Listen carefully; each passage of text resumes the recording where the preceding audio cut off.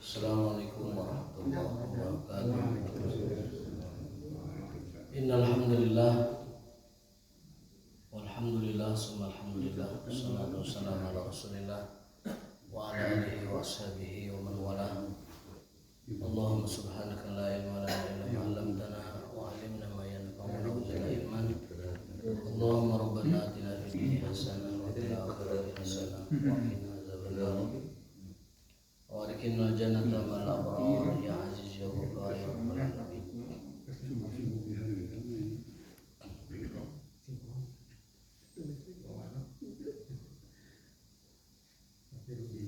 Bapak sekalian, melalui Allah Subhanahu wa taala, insyaallah kita akan melanjutkan kajian tafsir subuh ini, yaitu surat Al-Qalam. Tabarok sudah selesai ya? Sudah selesai belum tabarok kemarin? Sebelumnya satu poin lagi ya? Iya tabarok sampai poin keberapa kemarin yang Al-Muluknya? Al-Muluk sudah selesai ya? Sudah selesai. Beda dengan pelajaran amal. Oh ya udah. Lebih keempat.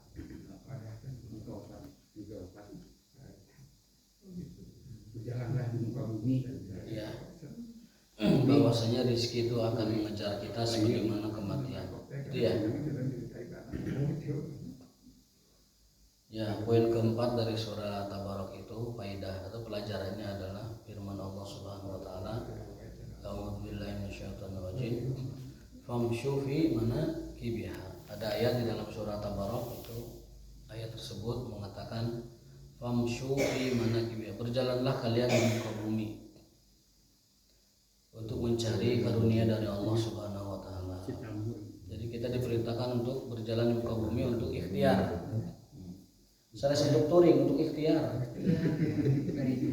Touring mah bagian dari refreshing ikhtiar. Touring mah bagian dari refreshing ikhtiar. Bukan tujuan kita diciptakan untuk touring. Dari sini famshu fi manakibiha. Berjalanlah kalian di atas muka bumi itu dalam rangka ikhtiar, mencari sebab karunia atau rezeki dari Allah Subhanahu wa taala.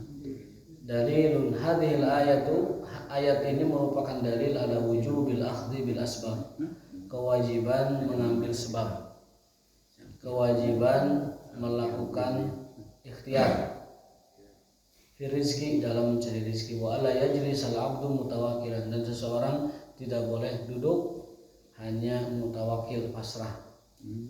Jadi ada tawakal, ada tawakal, beda artinya. Kalau tawakal itu ikhtiar dan berdoa.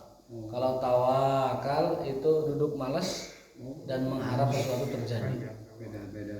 Beda alif, beda ini apa artinya? Kontradiksi.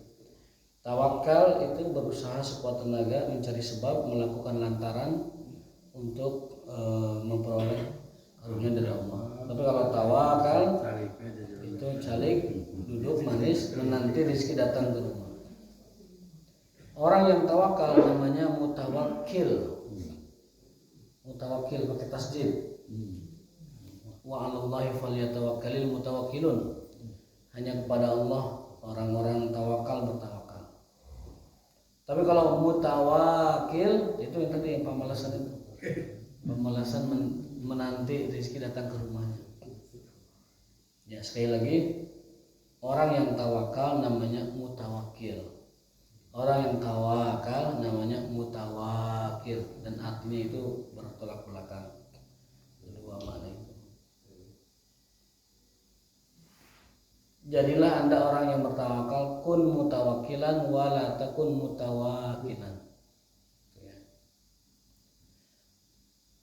Ada sebuah hadis Rasulullah SAW bersabda, ini diriwayatkan dalam kitab As-Sahihah halaman 952 dari Abu Naim, bahwa Rasulullah SAW bersabda, sesungguhnya manusia itu akan dikejar oleh rizkinya sebagaimana dia dikejar oleh kematiannya.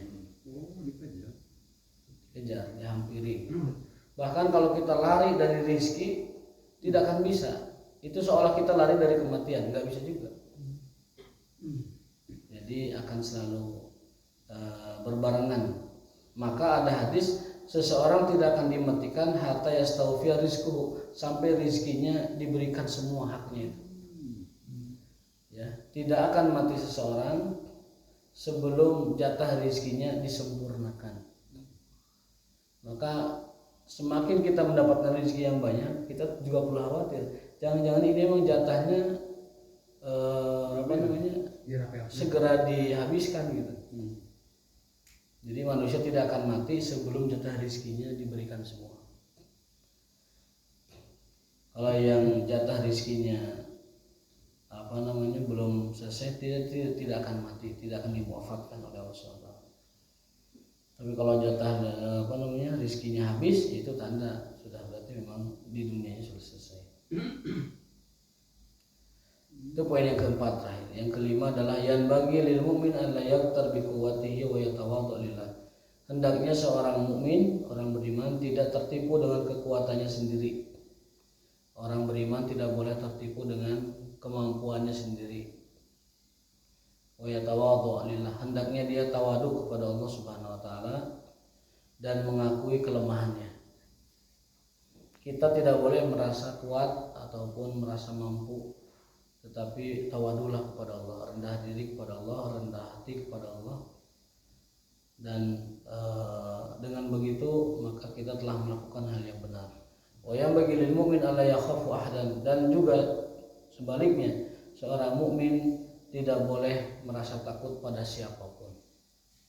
Orang beriman tidak bisa dibuat takut.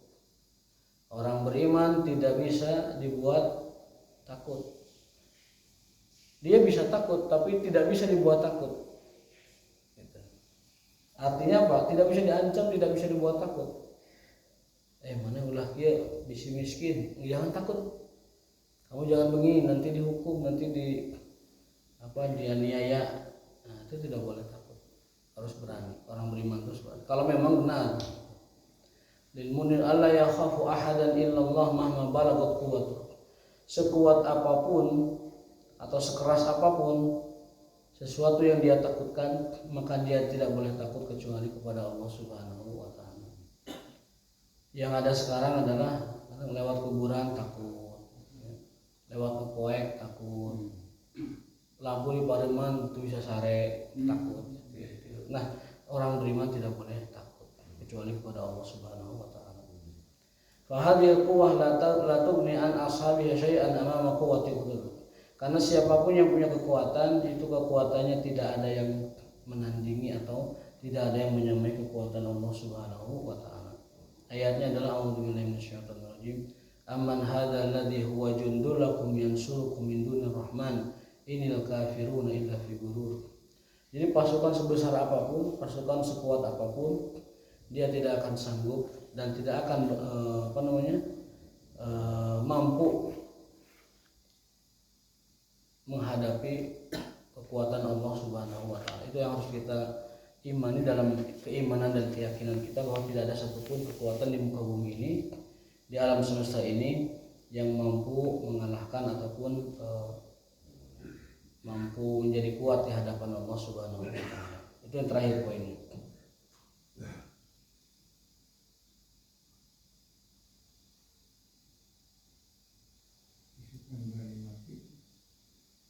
Iya, kemarin nggak ada ya. Lancar-lancar aja.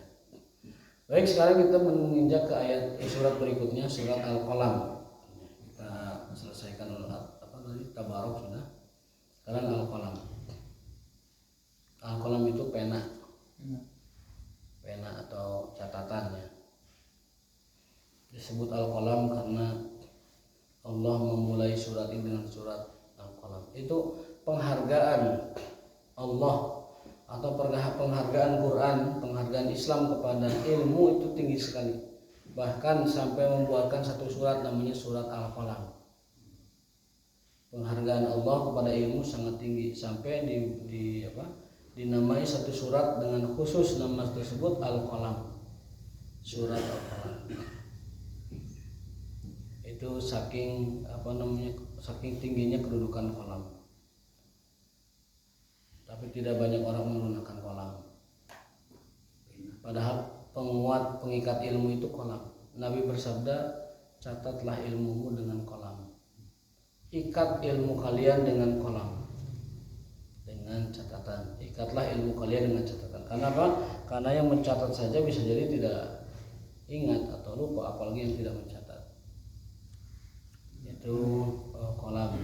Kalau kita memang thalabul ilmi, itu qalam itu sangat penting sekali. Baik qalam berupa qalam digital atau qalam berupa qalam catatan. Itu sangat penting bagi para thalabul ilmi yang mencari ilmu. Alamal insana malam ya. Allah mengajarkan itu dengan baca dan tulis kan. Iqra, bacalah. Kenapa? Karena Allah mengajarkan iqranya itu bil qalam, dengan pena. Sehingga ilmu dan pena itu dua mata uang yang tidak bisa dipisahkan. Ya, thalabul ilmi dengan qalam itu tidak bisa dipisahkan. Yang kedua, qalam itu membantu daya ingat juga. Kalau kita menulis, tangan kita menuliskan sesuatu, itu otak itu merekam. Oh, ini pernah ditulis, pernah dicatat. Kita dulu waktu kuliah, kadang di kelas itu mendengar dosen itu mungkin malas atau gimana gitu. Itu berbeda dengan orang yang ketika di kelas dia mencatat, merangkum apa yang dituliskan oleh dosennya. Ketika nanti ujian, dia tidak terlalu repot, tidak terlalu berat mengingat pelajarannya, karena kosakata yang keluar dari pengajar, dari dosen itu teringat di benak kita. Oh, ini pernah diajarkan, ini pernah kita tuliskan, ini pernah kita pahami gitu. Itu fungsi qalam. Sampai Allah menamainya surat dengan surat Al-Qalam. Surat ini surat Makkiyah, turun sebelum hijrah, dan jumlah ayatnya ada 52. Adapun nama surat Al-Qalam itu surat Al-Qalam pertama, yang kedua surat Nun sebutnya. Surat Nun. Kenapa surat Nun? Karena huruf dalam bahasa Arab itu mengandung arti. Adapun maknanya tidak ada yang tahu makna Nun kecuali Allah SWT sendiri. Makanya seperti ini, seperti Alif Lam Mim, Nun, Yasin, itu disebut ayat-ayat yang mutasyabihat. Tidak ada yang tahu maknanya kecuali Allah. Dan kita sikapnya sebagai orang beriman adalah mengimani aman nabi kullu min indi rabbina. Kita mengimani seluruh apapun yang datang dari Allah Subhanahu wa taala, baik yang kita pahami ataupun yang kita tidak pahami. Baik yang muhkamat, ayat-ayat yang sudah pasti seperti ayat waris, ayat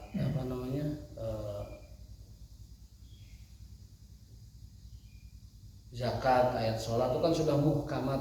Ayat puasa, muhkamat itu sudah dipahami dengan jelas gitu, itu muhkamat namanya. Tapi kalau yang seperti ini mutasyabihat, itu orang beriman hanya perlu mengimani saja, tidak perlu kemana-mana gitu. Seperti Nun, apa arti Nun sih gitu kan? Itu ayat mutasyabihat, kita hanya diperintahkan untuk mengimaninya saja. Amanna, kami beriman, kullu min indi rabbina, kepada apa yang datang dari Allah Subhanahu wa taala. Meskipun kita bisa menafsirkannya, tetapi pada prinsipnya ayat-ayat yang seperti ini, sikap beriman adalah yang diutamakan. Kalaupun kita mau mencari artinya, boleh-boleh saja. Seperti misalkan para ulama mengartikan Yasin, Nun, Kaf, Ha, Ya, Ain, Shad, dan yang lain-lain, itu dengan makna begini, bahwa yang tahu maknanya hanya Allah. Yang tahu arti Yasin, yang tahu arti Toha, yang tahu arti Kaf, Ha, Ya, Ain, Shad hanya Allah Subhanahu wa taala. Meskipun ada yang menafsirkan kafnya artinya apa, ha-nya artinya apa, ya-nya artinya apa, nunnya apa, shadnya apa, semua ada yang menafsirkan. Tetapi yang intinya bukan itu. Yang intinya adalah beriman kepada ayat-ayat yang kita tidak memahaminya. Kemudian juga ada yang menafsirkan huruf-huruf seperti ini dengan nama huruful muqatta'ah, yang artinya adalah sebuah tantangan dari Allah kepada orang-orang Arab kala itu. Seolah Allah ingin mengatakan bahwa hai orang Arab, ini Quran hurufnya sama dengan huruf kalian. Ada kaf, ada ha, ada ya, ada ain, ada shad. Tapi kalian tidak akan mampu mendatangkan ayat seperti Al-Quran meskipun hanya setengah ayat. Allah tantang mereka dengan 10 surat, tidak sanggup. Allah tantang mereka dengan 1 surat, tidak sanggup. Allah tantang mereka dengan 1 ayat, tidak sanggup. Allah tantang mereka dengan setengah ayat, tidak sanggup. Kulli in ijtama'atil insu wal jinnu ala ayatu bimisli hadza lan yatu bimisli. Bahkan andaikan seluruh bangsa jin yang jumlahnya enggak tahu berapa miliar, bahkan bangsa manusia yang jumlahnya enggak tahu berapa miliar, anyatu bersepakat untuk mendatangkan 1 ayat seperti Quran, lan yatu bimisli, mereka tidak akan sanggup mendatangkannya. Ada ahli syair kan. Padahal mereka ahli syair semua. Syair itu ya di sana gudangnya gitu. Setiap kabilah punya penyairnya. Dan setiap penyair itu adalah jago-jago di dalam bidang syair. Tapi Allah menantang, sok 1 ayat bagian ciga Quran. Hurufna saru aja, huruf mana ya Quran itu sok. Tapi Allah menyatakan kulla in ijtama'atil insu wal jinnu ala an ya'tu bimisli hadzal Quran lan ya'tu bimisli. Allah nyatakan bahwa andaikan jin seluruhnya, yang entah berapa jumlahnya itu ya, hanya Allah yang tahu. Manusia seluruhnya, hanya Allah yang tahu jumlahnya, sepakat untuk membuat Al-Quran walau 1 ayat, lan ya'tu bimisli, tidak akan sanggup membikinnya. Jadi Al-Quran yang ada di hadapan kita semua Pak, itu ayat-ayat yang sungguh luar biasa. Ayat-ayat yang maha dahsyat. Ayat-ayat yang setiap hurufnya itu adalah mukjizat. Quran itu kan mukjizat terbesarnya Nabi Muhammad. Quran itu seluruhnya mukjizat, dari alif lam mim huruf alif sampai minal jinnati wan nas huruf sin terakhir, semua hurufnya itu mukjizat. Semua ayatnya itu mukjizat. Maka orang yang mendawamkan baca Quran akan mendapatkan berbagai macam keajaiban dalam hidupnya yang tidak dia sadari bahkan. Dawamkan Quran 1 hari 1 juz atau setidaknya 3 halaman saja. Atau paling kita super sibuk ngalahkan sibuknya seorang presiden taruhlah begitu. Tapi jangan lupa, jangan lolos minimal 3 ayat per hari. Kata Umar bin Abdul Aziz, orang yang tidak baca Quran sehari walau 3 ayat, dia telah menghijrah Al-Quran. Menghijrah Al-Quran dia apa? Meninggalkan. Ada hijrah yang baik, ada hijrah yang buruk. Secara bahasa itu namanya hijrah. Dan Rasulullah pernah mengadukan umatnya kepada Tuhannya, karena umatnya nanti akan menghijrah Al-Quran. A'udzubillahi minasyaitonir rajim. Wa qala rasul ya rabbi inna qaumi takhadhu hadzal qur'ana mahjura. Ya Allah. Wa qala rasul berkata, ya rabbi, wahai Tuhanku, inna qaumi, semuanya umatku, ittakhadhu hadzal qur'an, akan mengambil Quran ini mahjura, sebagai barang yang ditinggalkan. Quran ditinggalkan itu apa? Disimpan di rumah, bagus, tapi tidak dibaca. Di narak Al-Quran berbagai edisi ngajejer, tidak pernah dibaca. Atau yang belum baca tidak pernah mempelajarinya.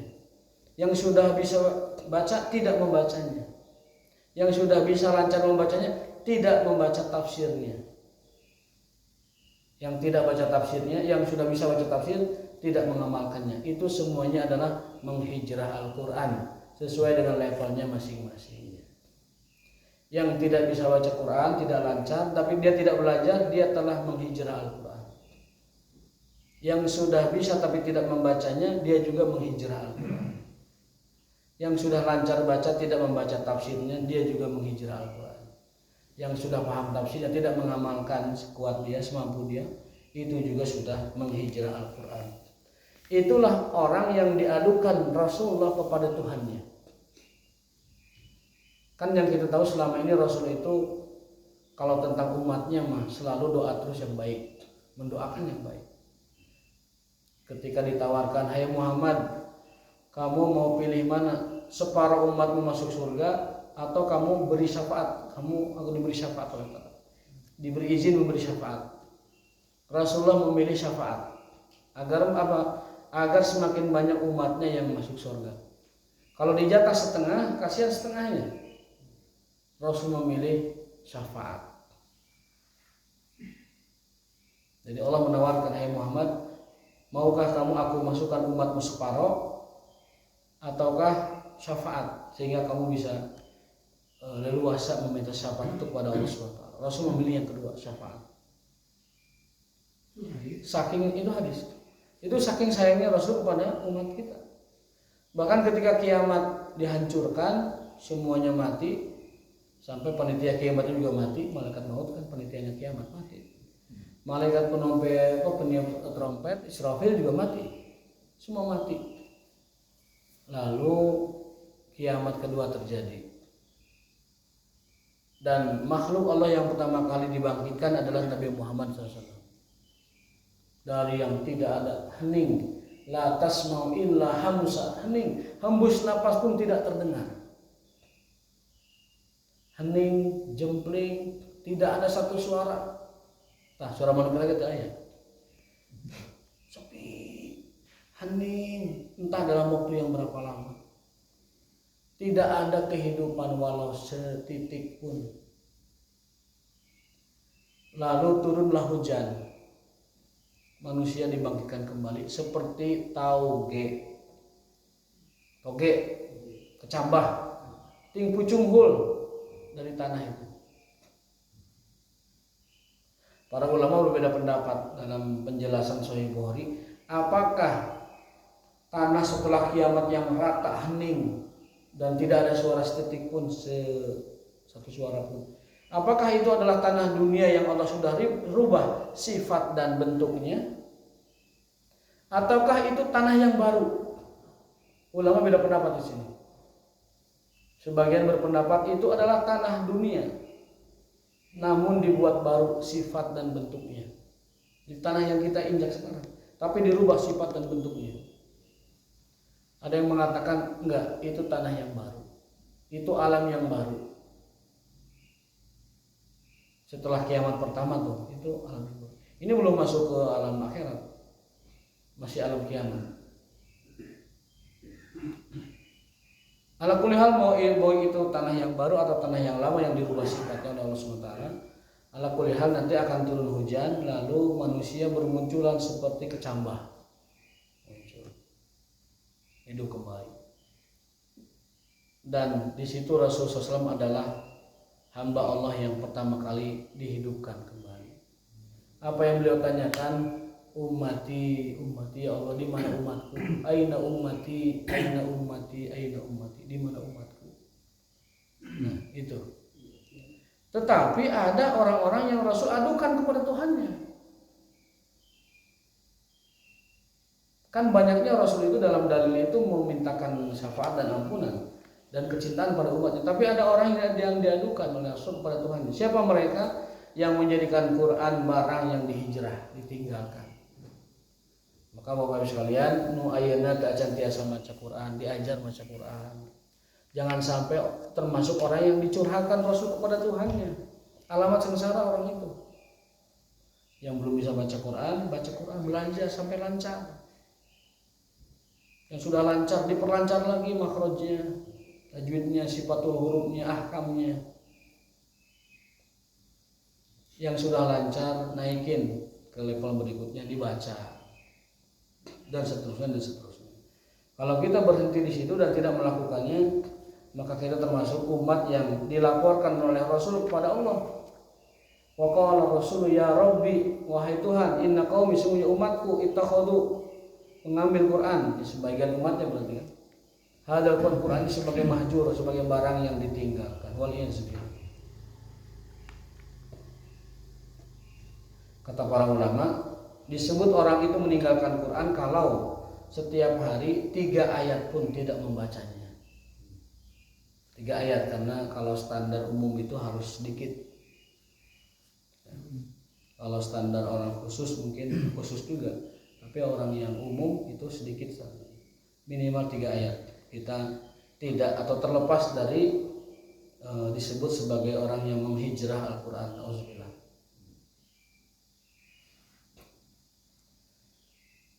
Nah, disebut surat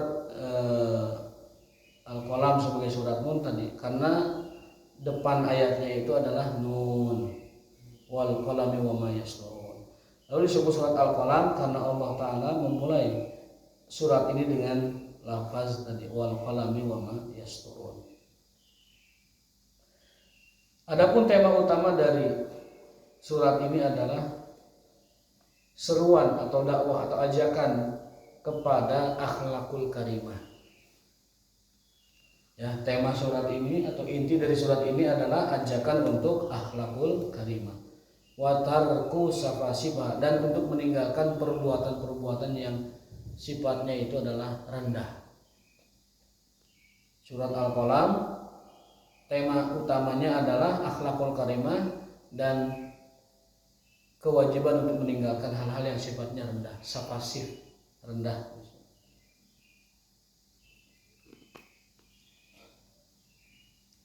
Apa itu ayatnya? Wa innaka la'ala khuluqin azim. Engkau Muhammad sungguh merupakan orang yang memiliki akhlak yang terpuji. Jadi Allah di dalam surat Al-Qalam memuji Nabi kita Nabi Muhammad dengan akhlak yang terpuji. Kemudian setelah itu disebutkan sifat-sifat yang merupakan sifat akhlakul karimah dan akhlaku zamimah atau akhlaku sayyi'ah, sifat yang buruk. Jadi Al-Qalam ini isinya bagian depan dan bagian tengah itu merupakan tentang akhlak yang karimah, akhlakul karimah yang baik, atau akhlaku sayyi'ah, akhlak yang buruk. Akhlak yang baik ada akibatnya, akhlak yang buruk ada akibatnya. Kemarin waktu muludan kita membahas bahwa kita diperintahkan untuk berqudwah. Kita diperintahkan untuk berqudwah kepada Rasulullah SAW, mengikuti Rasulullah. Dan mengikuti beliau salah satunya adalah dalam akhlak.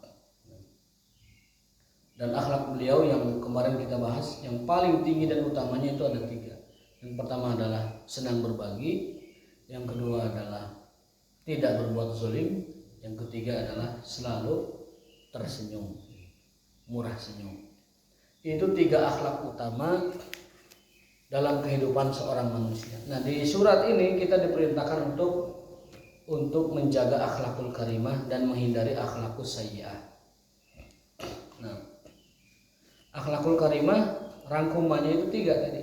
Sebagaimana perkataan Hasan Al-Basri bahwasanya al-akhlaqu fis salasi, bahwa akhlak itu ada dalam 3 perkara.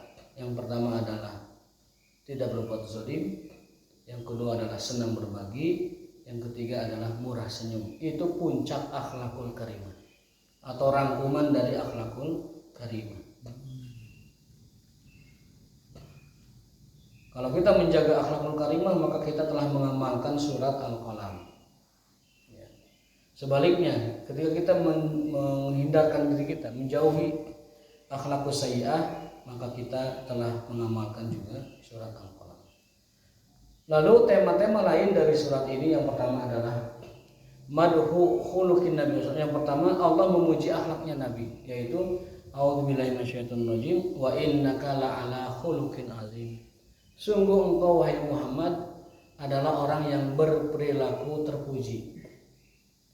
Jadi Allah memuji nabinya, luar biasa ya. Allah memuji nabinya dengan sebutan wa innaka, sungguhnya engkau wahai Muhammad la'ala, ada di atas khuluqin azim, akhlak yang terpuji. Kalau kita makan, mungkin yang memuji itu manusia atau bahkan tidak dipuji, karena akhlak kita memang tidak terpuji. Nabi SAW itu akhlaknya sangat terpuji, bahkan yang memujinya bukan orang-orang, Allah sendiri memujinya. Sungguh engkau Muhammad adalah orang yang memiliki akhlak yang terpuji. Luar biasa ini. Tidak sembarangan orang dipuji oleh Tuhan, itu enggak sembarangan. Itu ada dalam surat Al-Qalam ayat 4. Poin pertama itu. Pujian Allah kepada akhlak Nabi Muhammad SAW. Yang kedua, zamul akhlaqi sayyi'ah. Tercelanya perbuatan jahat ataupun buruknya akhlak yang jahat, akhlak yang buruk ya. Misal yang disebutkan dalam surat Al-Qalam di antara akhlak-akhlak yang tercela, yang pertama ghibah. Tuh, ghibah itu nomor 1. Akhlak tercela paling nomor 1 ya, itu ghibah. Apa ghibah itu? Ghibah itu dari bahasa Arab ghaba yaghibu, ghibah. Ghaba yaghibu ghaiban wa ghibatan. Naon artina ghaib itu? Teu katingali.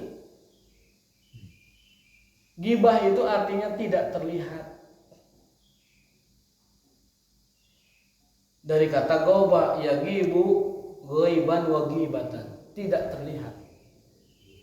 Maksudnya apa? Maksudnya adalah bahwa ghibah itu maknanya menyebutkan saudara kita tanpa sepengetahuannya dalam hal yang tidak dia sukai. Nah, itu ghibah. Jadi kalau teman kita diomongin, lalu kalau dia tahu dia tidak suka, nah itulah ghibah. Definisi ghibah itu adalah kata Nabi, dzikruka akhika. Dzikruka akhaka fima yakrah. Kata Nabi, ghibah itu definisinya adalah kau sebutkan tentang saudaramu yang tidak dia sukai. Berarti kalau kita ngomongin saudara kita sesuatu yang disukainya, itu bukan ghibah, meskipun tidak disepengetahuannya atau tanpa sepengetahuannya. Nah, sekarang kita tahu definisi ghibah ya. Ghibah adalah menyebutkan tentang orang lain tanpa sepengetahuannya. Kalau kita sebut misalkan si A motorna butut misalkan, kan orang menyebutkan motorna, tapi kan kita menyebut tentang dia, motor dia, ada dianya kan, motor dia. Fima yakrahu, yang tidak dia sukai. Dia tuh tidak suka kalau motornya diceritakan, tidak suka. Nah itu ghibah juga masuk. Jadi sekali lagi mohon camkan baik-baik, definisi ghibah itu adalah menyebutkan sesuatu tentang temanmu pada yang tidak disukainya.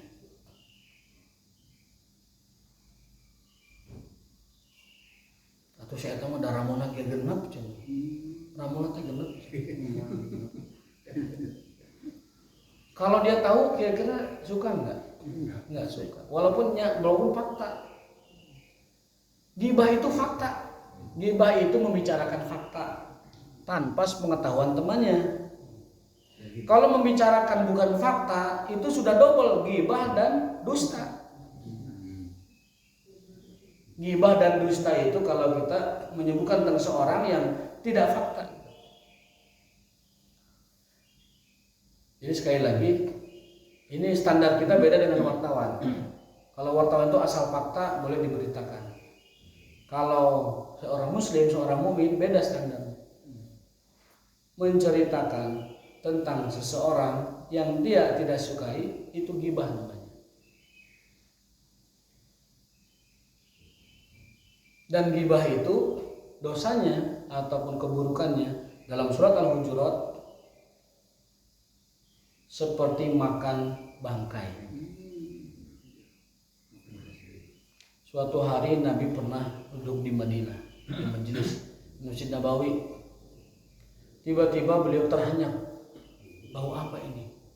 Dari pinggiran Madinah. Sahabat itu semuanya pada mencium.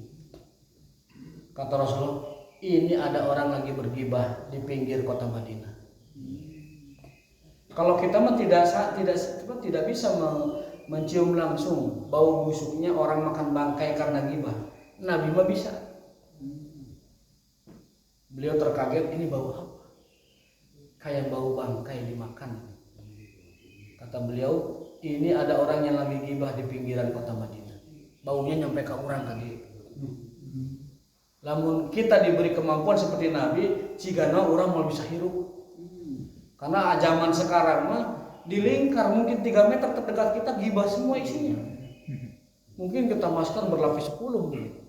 Masker 10 lapis menurut. Kalau kita diberi kemampuan seperti Nabi, mungkin alhamdulillahnya kita tidak ada kekhususan seperti itu. Kebayang kalau kita hidup di masyarakat yang gibahnya hampir tiap tempat ada dan kita memiliki kemampuan mencium bau orang yang bergibah, itu tidak bisa hidup saking bau.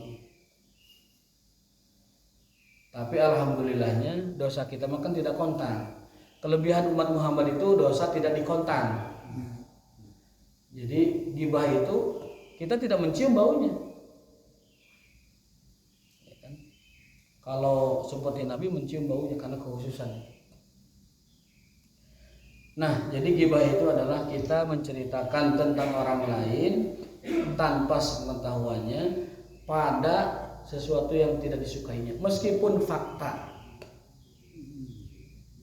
Menceritakan fakta itu gibah. Menceritakan bukan fakta, double gibah dan dusta. Maaf, gibah dan fitnah. Menceritakan sesuatu yang tidak ada padanya itu double dosanya, fitnah dan gibah. Tapi kalau menceritakan fakta padanya berarti itu gibah saja. Manajemen. Yo. Sekarang ini kan sedang banyak gibah, itu termasuk gibah kan nggak? Kalau ya katakanlah sekarang di dalam masalah perpolitikan, Ya. ada satu kondisi seseorang seperti itu sudah dibicarakan oleh publik, itu masuk gibah juga. Ada gibah yang diperbolehkan.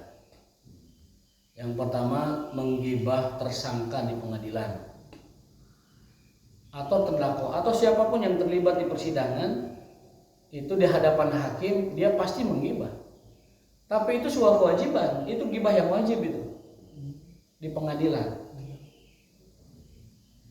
Yang kedua, gibah tentang orang yang sudah mu'lanan fusuk wan nifaq. Menggibah orang yang sudah terang-terangan keburukannya itu tidak gibah. Menggibah orang yang sudah terang-terangan buruknya itu tidak gibah. Ada artis misalkan ngomong begini tentang pergaulan bebas misalkan, atau tentang konsep dia memahami akhirat, lalu kita ceritakan keburukan dia dan kemaksiatan dia yang terang-terangan itu. Nah, itu tidak gibah. Karena dia sendiri sudah menerangkannya ke semua orang. Itu tidak gibah. Jadi Rocky Gerung bukan tukang gibah ya? Bukan, karena itu kan sesuatu yang sudah diketahui oleh orang banyak keburukannya. Dan yang diceritakan juga setahu saya itu bukan orangnya, tapi kebijakannya.